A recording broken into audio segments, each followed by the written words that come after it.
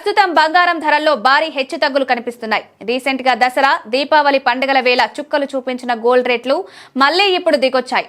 గత 10 రోజుల్లో బాగా పతనమైన బంగారం ధరలు ఇప్పుడిప్పుడే తిరిగి అప్ ట్రెండ్ లోకి వెళ్తున్నాయి. నవంబర్ 1వ తేదీన 80,500 రూపాయలకు లభించిన 24 క్యారెట్ల గోల్డ్ నేడు నవంబర్ 15 నాటికి 75,650 రూపాయలకు దిగి వచ్చింది. ఆ తర్వాత నవంబర్ 18, నవంబర్ 19 రెండు వరుస సెషన్స్ లో పెరిగింది. ఈ 2 రోజుల్లోనే తులానికి ఏకంగా 1,300 రూపాయలు పెరిగింది.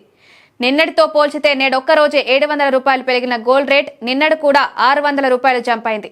దీంతో బంగారం కొనే ప్లాన్ లో ఉన్నవారు అయోమయంలో పడుతున్నారు. ప్రస్తుతం హైదరాబాద్ మార్కెట్లో 24 క్యారెట్ల గోల్డ్ తులానికి 77,070 రూపాయలకు లభిస్తోంది. 22 క్యారెట్ గోల్డ్ రేట్ చూస్తే 70,650 రూపాయలకు దొరుకుతోంది. దేశంలోని అన్ని ప్రధాన నగరాల్లో దాదాపు ఇవే రేట్లున్నాయి.